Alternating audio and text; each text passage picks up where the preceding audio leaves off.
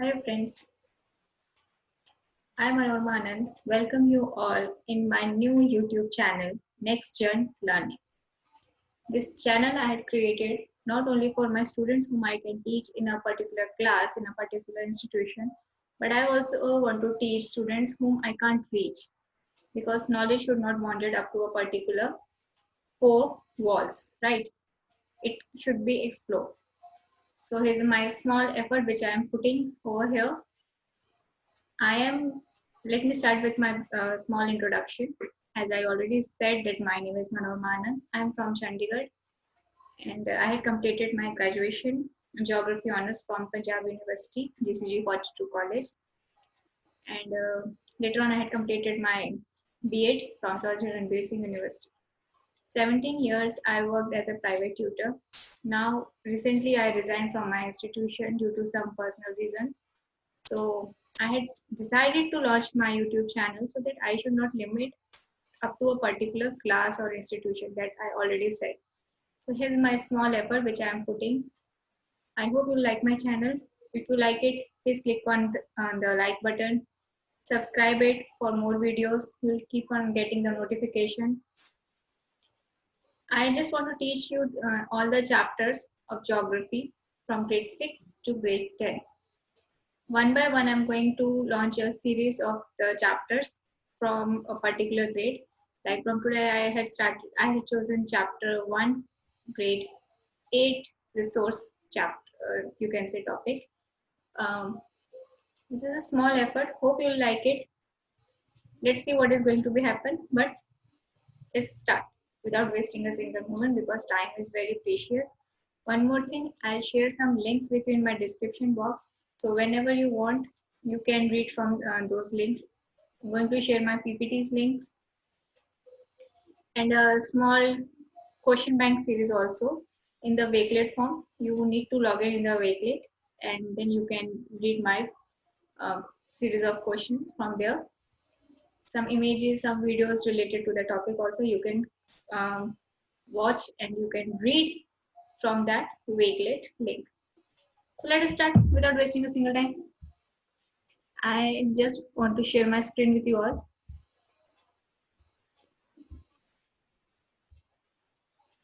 And here we go. As I already said, we are going to start with resources. Social studies is a subject where we basically start with a case study. Okay, case study means where we put some characters in some situation and they are talking to each other. Their conversation is known as case study in social studies. In each and every chapter of geography, we are going to start with this conversation or with this case study. Let's start. Here you can see two main characters, Mona and Raju. Mona and Raju were helping Amma to clean their house. Look at all these things, cloths, utensils, food, grains, combs, this bottle of honey, books, each of these has a use, said Mona.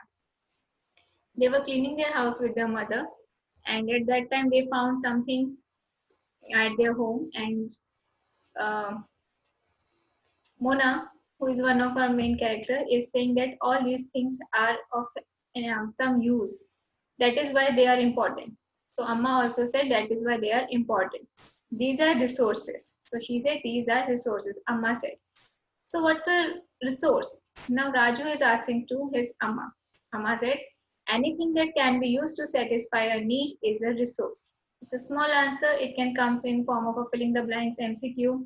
That anything that can be used to satisfy a need is dash. What is that dash? You have to fill that dash. So answer is resource. Replied Amma.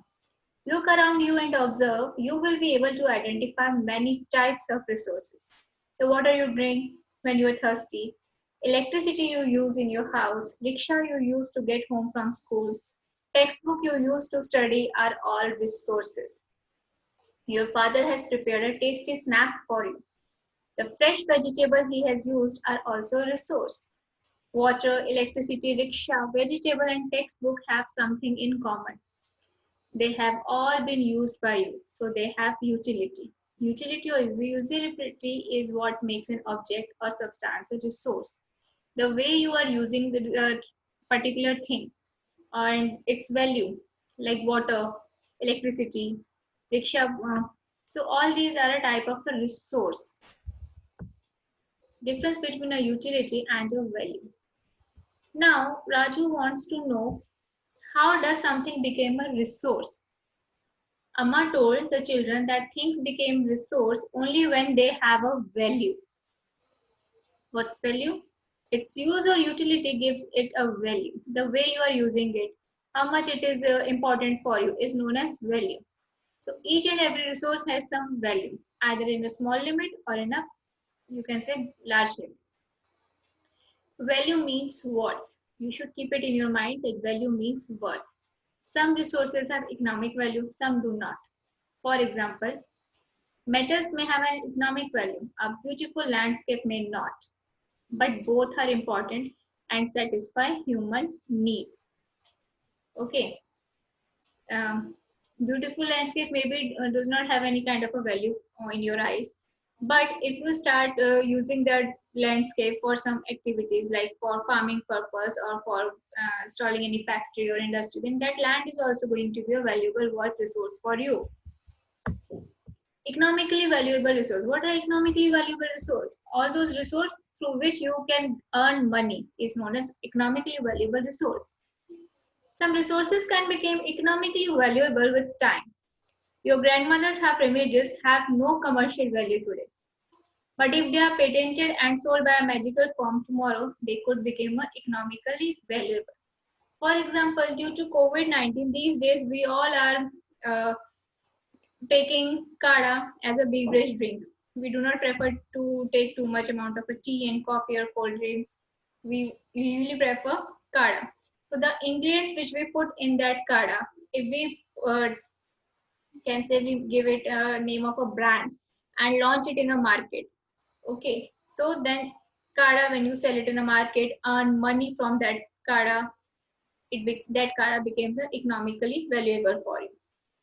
And if you give some name to that kada, like Dadi's Nuskha or kada by Ramchand, Lalchand, something like that. So and it became a brand. So it means you are going to have a patent over there.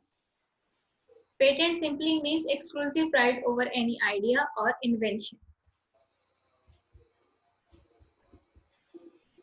At that time, there was a small and a very sweet conversation between Mona and her mother. Mona asked that I am a resource too, and her mother said, yeah, you are. You are a valuable one. Time, technology, and invention. How time, technology, and invention played a major involvement in any kind of a resource. Time and technology are two important factors that can change substance into resources. Both are related to the needs of the people. People themselves are the most important resource.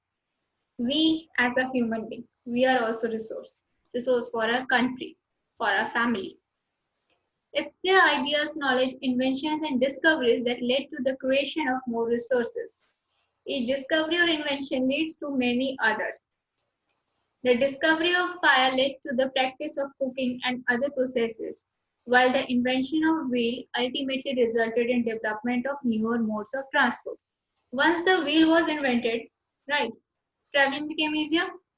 We invented cycle, then scooter, bicycle. Now we are having a car.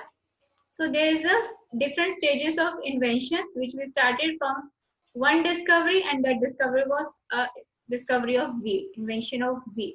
Once we discover wheel, we created some more, we had introduced some more new inventions, right?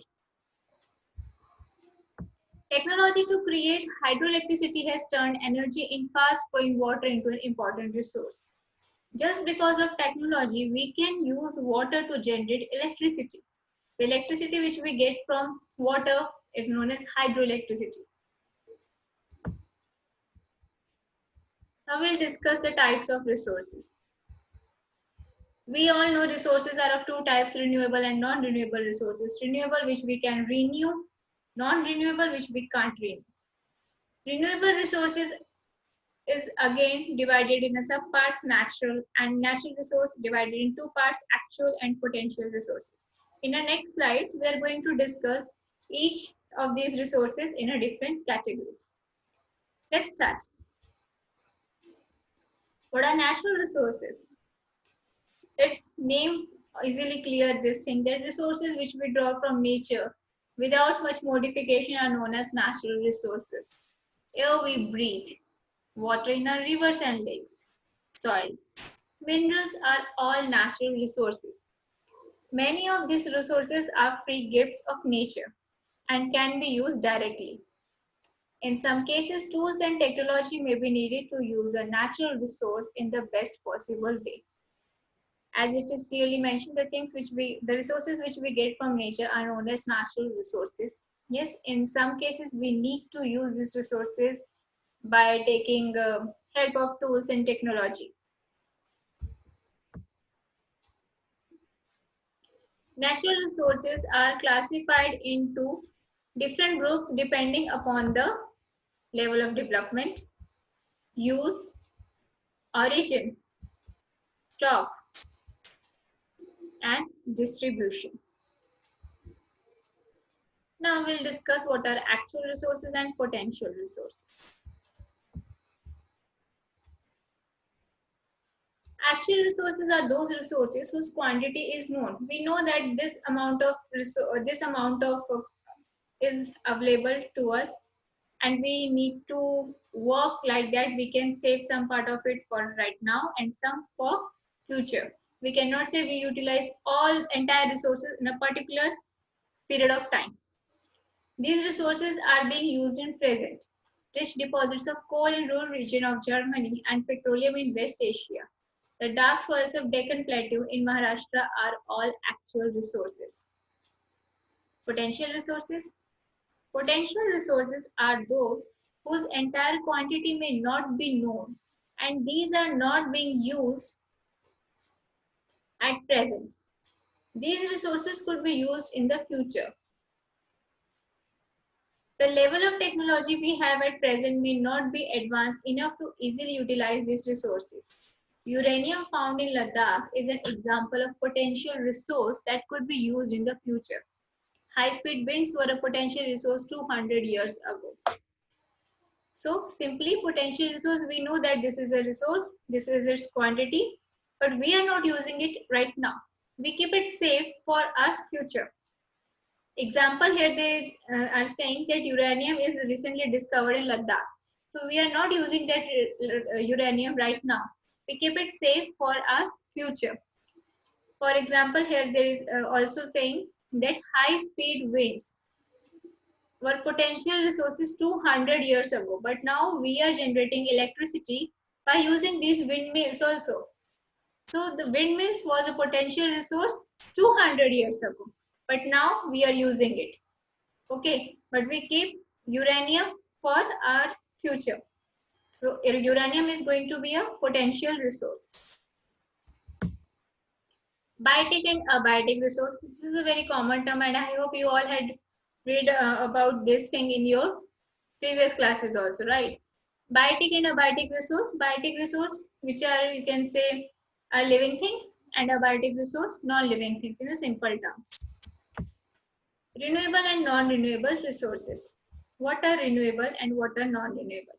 As we cleared this thing in the previous slides also, renewable resources are those which get renewed or replenished quickly. Some of these are unlimited and are not affected by human activities, such as solar and wind energy. Yet, careless use of certain renewable resources like water, soil, and forest can affect their stock. Water seems to be an unlimited renewable resource, but shortage and drying up of natural water sources is a major problem in many parts of the world today. And once again, renewable resource means those which we can renew. But yes, it is not possible for us to renew water again and again. That's why we can say that drying the water sources is a major problem in many parts of the world these days. Non-renewable resources are those which have a limited stock. Once the stocks are exhausted, it may take thousands of years to be renewed or replenished. Since this period is much more than human lifespans, Such resources are considered non-renewable. Coal, petroleum, and natural gas are some examples. Simple terms, as we all want to learn from simple terms. Non-renewable resource means those which are available in a limited quantity, limited stock. And once we use them properly, we cannot get them back. For example, coal, petroleum, and natural gas. That's why we are taking some steps to conserve all these resources. Ubiquitous and localized. What are ubiquitous and localized resources? Then localized resource, easily clear from its name, those resources which are available in a certain place, like copper and iron ore. And ubiquitous resources that are found everywhere, like air we breathe, water we drink. Human-made resources. Let us learn what are human-made resources, because resources are not only provided to us by nature only. Sometimes natural substances became resources only when their original form has been changed. Iron ore was not a resource until people learned to extract iron from it. People use natural resources to make buildings, bridges, roads, machinery, and vehicles, which are known as a human-made resource. Technology is also a human-made resource. Human, these metals are of no use till we are not utilizing them in a proper way. For example, iron has no use till we are not using it to build, till we are not using it in buildings, bridges, roads, machines, and vehicles. Okay. Coal is of no use till we are not using it as a fuel. Technology, the computer, the laptop, this 2G, 3G, 4G, whatever we are using, and right now this digital platform of learning, this is a human-made resource. All these things are created by human-made. So that's why these are known as human-made resource. Human resource development. Development is an essential element for each and every resource. So human resource should also need to be get developed. People can make best use of nature to create more resources when they have the knowledge, skill, and the technology to do so. That is why human beings are a special resource. People are human resources. Education and health help in making people a valuable resource. Improving the quality of people's skills so that they are able to create more resources is known as human resource development. We also need development. This development is only possible with a good health and good education. That's why we need to keep on exploring, we need to keep on learning something new, and also need to eat a balanced diet food. If we are healthy and educated, yes, we can play a major role in development of nature also.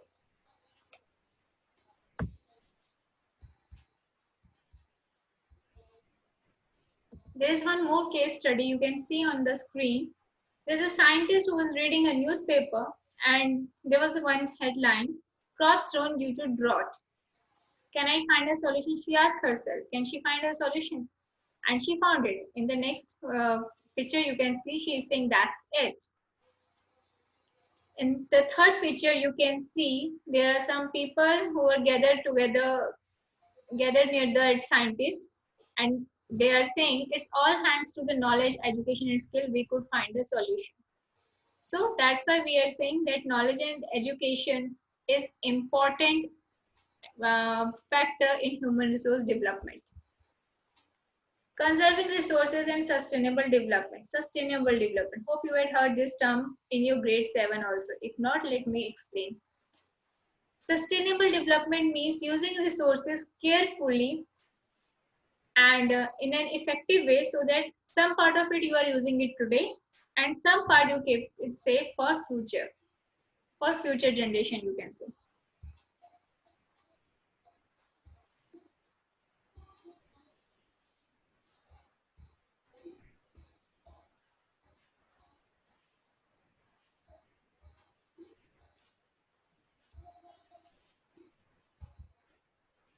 Principles of sustainable development.